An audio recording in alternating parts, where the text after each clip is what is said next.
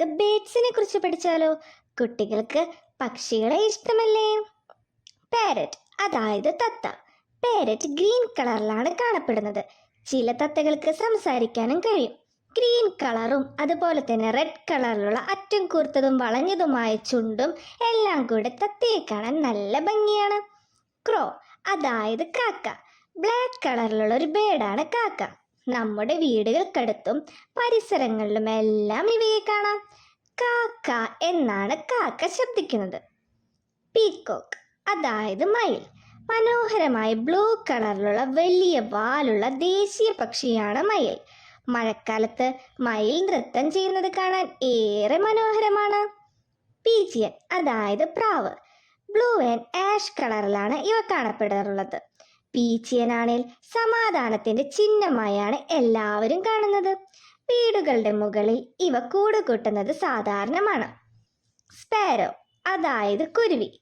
മനോഹരമായ വർണ്ണത്തൂവലുകൾക്ക് ഉടമകളായ കുഞ്ഞു പക്ഷികളാണ് കുരുവികൾ. ഇത് തവിട്ട് നിറത്തിലാണ് കാണപ്പെടുന്നത്. ഇവയ്ക്ക് ചെറിയ കൊക്കും കൂർത്ത വാലും ഉണ്ട്. ഇവ കൂട്ടമായാണ് ജീവിക്കുന്നത്. ഡക്ക് അതായത് താറാവ്. താറാവ് ഒരു വളർത്തു പക്ഷിയാണ്. ഇവയുടെ കാലിന്റെ പ്രത്യേകത എന്തെന്നാൽ പാട പോലുള്ള ചർമ്മം വിരലുകളുമായി യോജിച്ചിരിക്കും. അതിനാൽ ഇവയ്ക്ക് വളരെ വേഗത്തിൽ വെള്ളത്തിൽ നീന്താനായി സാധിക്കുന്നു. ഇവയുടെ ശരീരത്തിന് തോണിയുടെ ആകൃതിയാണ്. ഔൾ അതായത് മൂങ്ങ. മൂങ്ങ ഒരു രാത്രിയിൽ യാത്ര ചെയ്യുന്ന പക്ഷിയാണ്. ഇതിന് വലിയ കണ്ണുകളുണ്ട്. അതുകൊണ്ട് ഇതിന് ഇരുട്ടിൽ കാണാനായി സാധിക്കും. അതിന്റെ തല ആണേൽ എല്ലാ വശത്തേക്കും തിരിക്കാൻ സാധിക്കും. ശബ്ദമില്ലാതെ പറക്കാൻ കഴിയുന്ന പക്ഷി കൂടിയാണ് മൂങ്ങ. ഈഗിൾ അതായത് പരുന്ത്.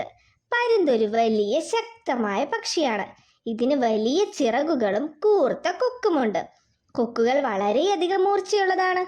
ശക്തവും മൂർച്ചയേറിയതുമായ നഖങ്ങളുമുള്ള കാലുകൾ ഉപയോഗിച്ചാണ് ഇരകളെ ഇവ പിടിക്കുന്നത്. ഹെൻ അതായത് കോഴി. വീടുകളിൽ വളർത്തുന്ന ഒരു സാധാരണ പക്ഷിയാണ് കോഴി. കോഴികളെ മുട്ടയ്ക്കും ഇറച്ചിക്കുമായി ഉപയോഗിച്ചു വരുന്നു.